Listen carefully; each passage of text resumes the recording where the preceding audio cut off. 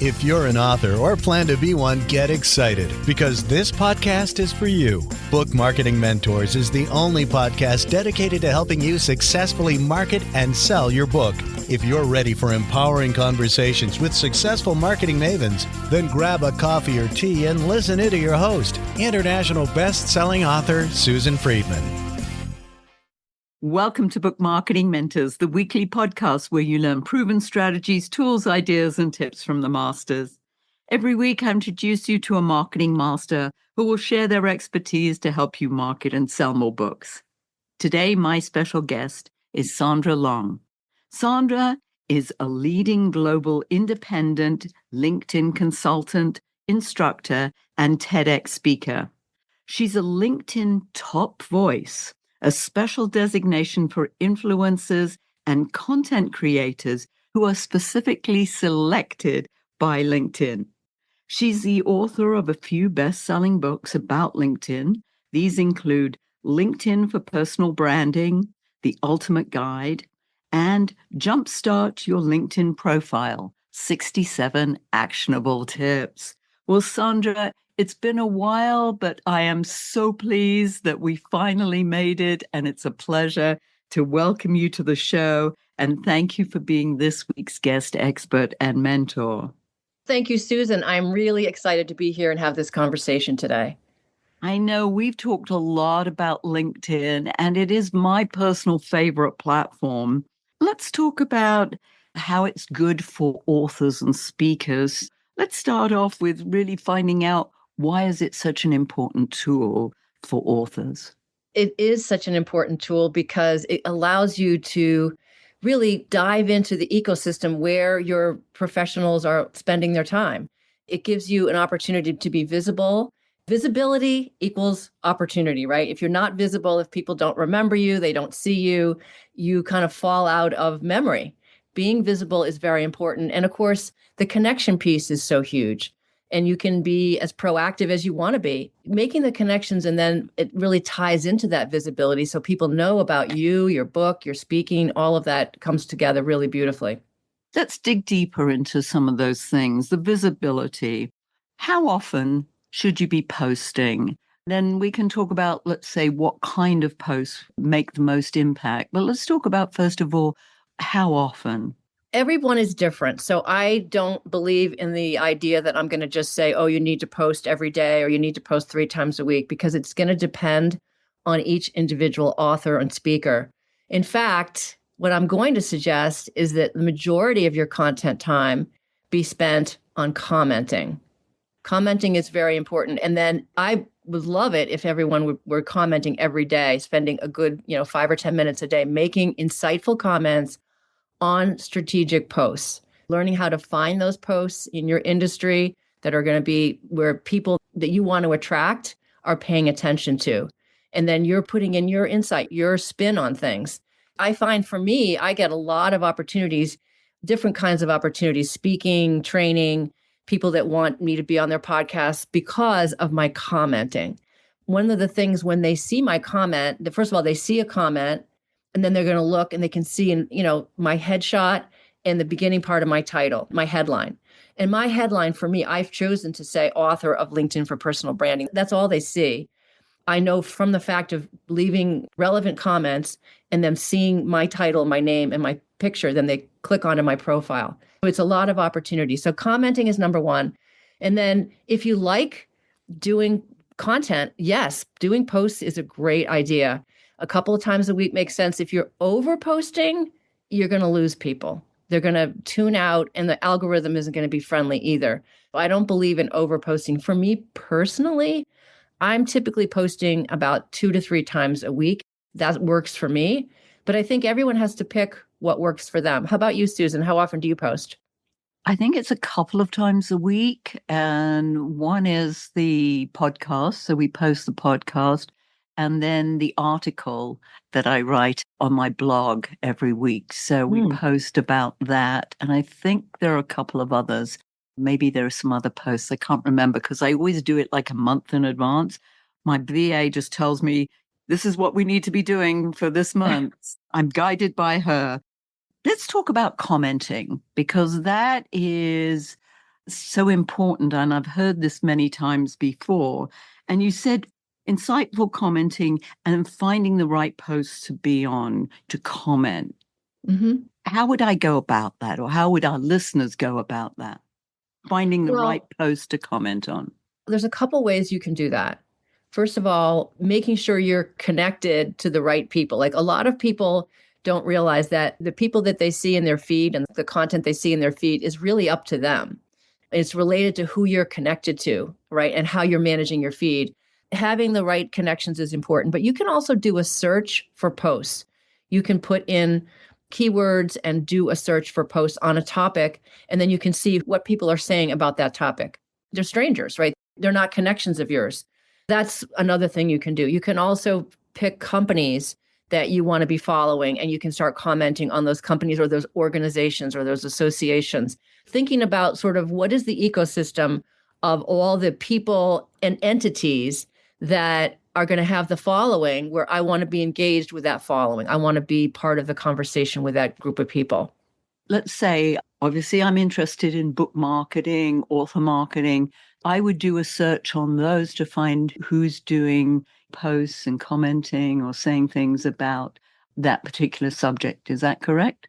Right. For example, I often will be looking for posts about sales, networking, personal branding, LinkedIn, like all the different topics that are in my world, right? And yes, you can go in and you can absolutely do a search for posts. I mean, LinkedIn is a huge database, a massive database. And originally, for a long time, we've been able to search by people and companies, but in the last couple of years, you can now search by posts.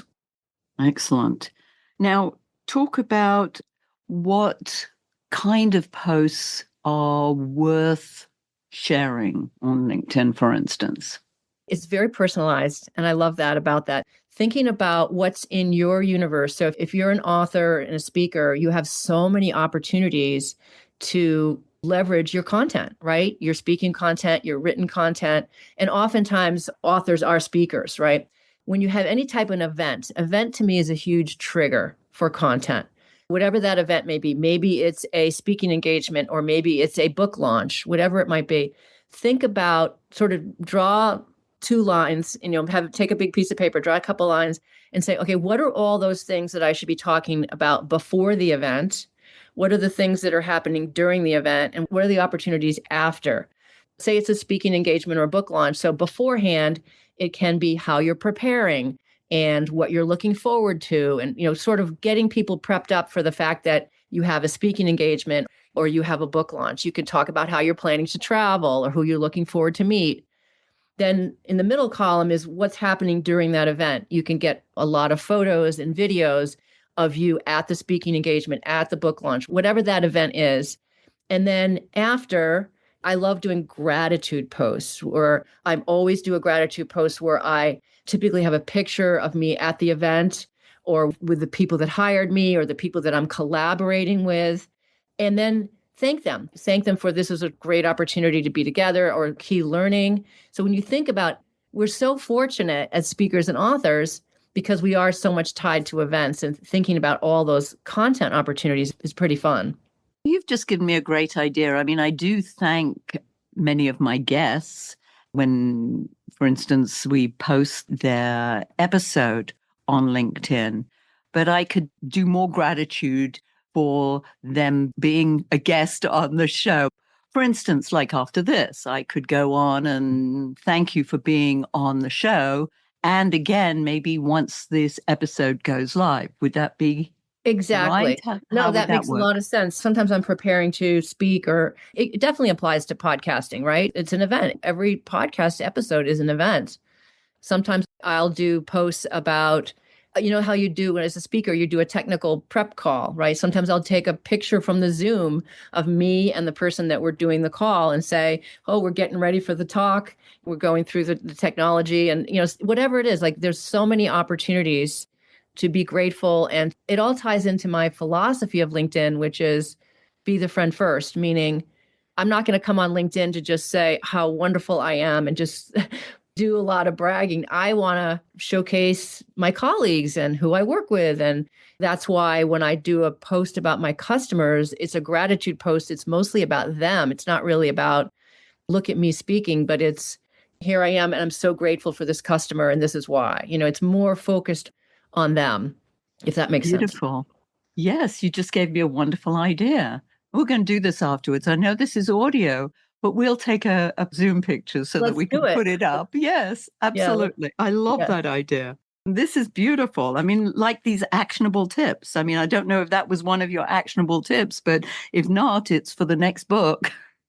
That's great. Well, the actionable tips book is all about profile. Those are 67 tips for people to take action on their profile. Oh, let's talk about profile, because Okay. I know how important that is. And I've rewritten mine several times, and it probably needs to be rewritten because I think they get a little stale. So talk to us more about that, the do's and don'ts of profile writing. Well, profiles are such a great opportunity. I mean, it's your digital presence in the professional world, as you know. And I would say to authors, think about how you want to be positioning yourself. Are you positioning yourself as an author first? Oftentimes, people who are authors are doing other things. They might be an author and a speaker. They might be an author and a consultant. They might be an author and they also have a full-time job working at a major corporation. Like there's lots of things that they could be doing. And then there's some people that they write books. They're a full-time 100% author. So whatever you are, you want to be thinking about how do you want to be positioned. And if you have, like many authors, you have a portfolio career where you're an author, you're a speaker, maybe you're a consultant, you're doing 3 or 4 things, then you want to think about that headline to position it exactly how you want it, and that you're bringing into effect all of those things, and that you're using the words and the images to get across making it strategic and making it friendly. The words are going to come into place in your headline, in your about section, which is your essay, in your experience section. And here's the funny thing. You're an author. I think the people who are listening are authors. You want to have a well-written profile. Maybe they haven't read your book, but when they read your profile, that's your chance to inspire them to like, wow, this is a great story. That, when they read your about section and they're motivated. And I say that to, no matter if they're an author or not, every one of us, for me, I want all of my clients and my readers and my audiences, make your profile motivational. For authors, have it be like you're starting to tell a little story so that they're like, wow, this person, I love the way they write. I've got to check out their book. So use the written opportunity in your headline, your about, and your experience. And I give a lot of details of this and formats and suggestions in my books. And then the visual matches it. It should match everything. Having an image of your book, having an image of you speaking, having an image of you launching your book, like all the different opportunities to be visual and video in the featured section. I know there's a publication section, and obviously you want to list your books in your publication section. But the exciting thing is all these other opportunities that we have now to really position ourselves. And then there's a brand new feature. Well, we've had the background banner for a long time, but they're just announcing for premium users to have multiple background banners. That's kind of fun. If you want to have your book, if you've got multiple books, you could have different banners for each book. There's a lot of fun on the profiles. That's something new to look into, but talk about the value of being a premium member, because I've heard many different things about that. What would make it worthwhile to invest in the premium opportunity? It is a good question. I do get it all the time. What I would suggest, so first of all, there's different premium products. There's one that's for people that are looking for a job. There's a business version. There's LinkedIn Sales Navigator. There's LinkedIn Recruiter. So it depends on what you're trying to do. I think for most authors, they would probably be thinking about the business one or Sales Navigator. There's plenty of features on LinkedIn that are completely free. And I see this all the time where LinkedIn users aren't even using all the free version, but they always ask about premium. And then on the profile itself, I want to say 95% of what you want to do on your profile is completely free. The only things that are not free on the profile is what I just mentioned, how you're going to be able to get these rotating banners. And you can also put images on the services page, which is a section of your profile if you're a freelancer. That's another good feature for many authors. There's a few things that have come out actually in the last year that are nice, premium features to enhance your profile. But I'd say 95% of what you want to do, you can do for free. Now, when it comes to content, Susan, everything that you want to do for content is free. Any kind of post you want to do, if you want to do a newsletter, you want to do a video, you want to do a document post, a poll, anything with content, they do not charge you at all. I shouldn't say that. There's one thing. That's LinkedIn Live. Is that technically free, but you have to get a third-party provider to host it. So you have to pay like a monthly fee for LinkedIn Live. That's the only one. Every other piece of content is completely free. The new premium features that have come out in the last year are kind of nice. Those 3 or 4 things on your profile. So what I would suggest you do is you Google it, look at the list of what it provides you. Before doing that, make sure you're using all the free parts of your profile. Make sure your profile is 100% loaded, with all the great things you can do for free first, and then think about premium. That's what I would suggest. Now, you mentioned LinkedIn Live, and I've heard a lot of different things about that. Talk about the opportunities there for authors. It's a definite opportunity. I mean, some authors, it's, similar to there's a Facebook Live, a YouTube Live, a LinkedIn Live.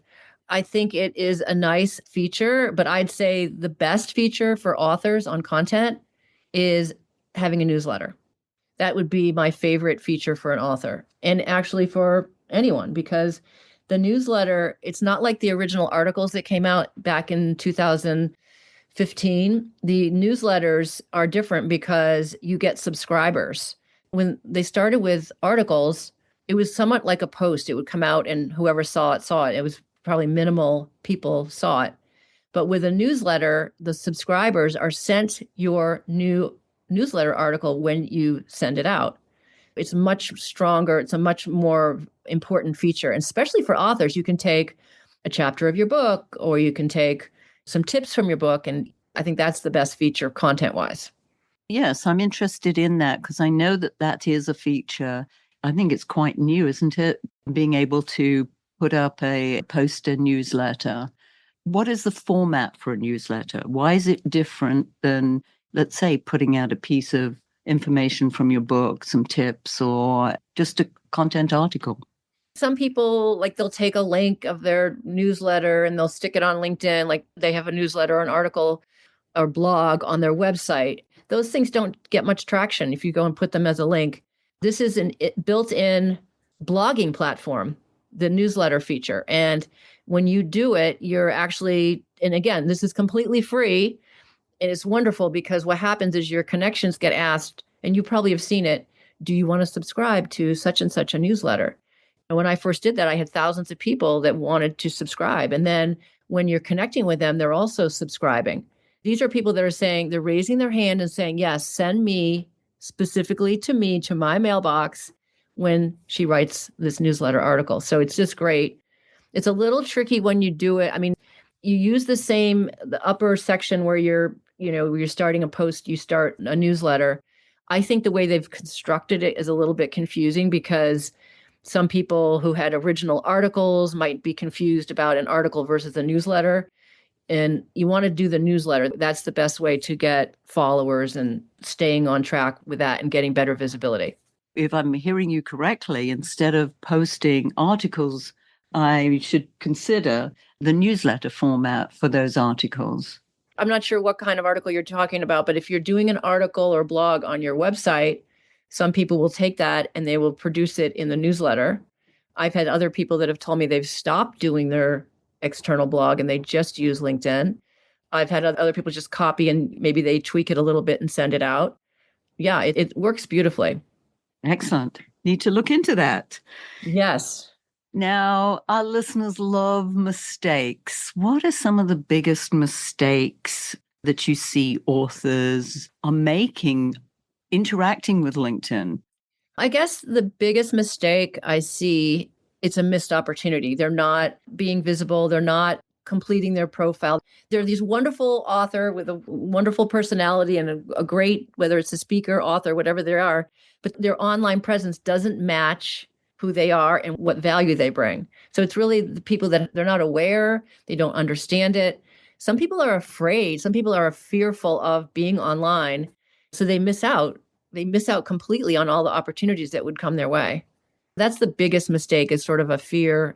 And we try to have people overcome that, because LinkedIn is a great platform. Yes, it certainly is. And I mean, I recommend it. And I know personally, I'm not making the best use of it. I'll be the first to admit that. Definitely things that I need to look into. Let's just delve a little bit for a few minutes into the content. What might be the best content opportunities? There's so many content opportunities. My favorite, as I mentioned, is the newsletter. That is my favorite content opportunity.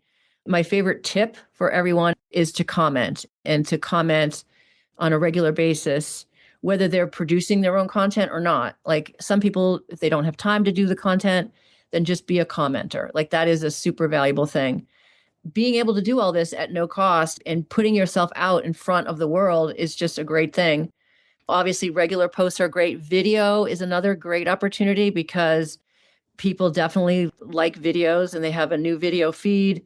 You can either take a video from, maybe there's a video you have on YouTube. You can put that either on your profile, you can put it on the feed, or you can do what's called a native video, which is a video that you're uploading typically from your phone. You have maybe somebody recorded you speaking or at a book event.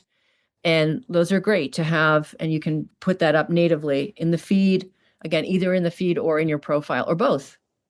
Fabulous. These are great suggestions. How do people get hold of you? Because I know they're going to want to know more, either about your books. I think you've got something that you've got to give our listeners. Take it away. How can they get hold of you? There's a link to a PDF, which is a little guide for authors. But I would love to have people reach out to me on LinkedIn. It's Sandra Long. If you put in Sandra Long LinkedIn or Sandra Long Boston, I have a common name, but you should be able to get me. And on Amazon, Sandra Long author is there. And I've got LinkedIn for personal branding, as well as Jumpstart Your LinkedIn Profile, 67 actionable tips, either Amazon or LinkedIn. When you connect on LinkedIn, I'd love a little note saying you heard the podcast, and that would be a great starting point for a conversation. And thank you, Susan. Oh, my pleasure. This is great. But I'm not going to let you go until you leave our listeners with a golden nugget. My golden nugget is my mantra. You'll see it on my profile. It's be the friend first. So when you come onto LinkedIn, be the one that is showing gratitude, highlighting others, showcasing your colleagues. That to me is the best way to operate as a professional on LinkedIn. And it really, you don't have to expect it, but it does come back to you in a lot of ways. So be the friend first is my golden nugget. Beautiful. Be the friend first. We should have a bumper sticker or something that says that. Oh, good. There you are. Your next project. This is great. Thank you, Sandra. You've given us some different insights into LinkedIn. I know we've had several guests who do talk about LinkedIn, but I think there's definitely things here that I've learned that I did not know about.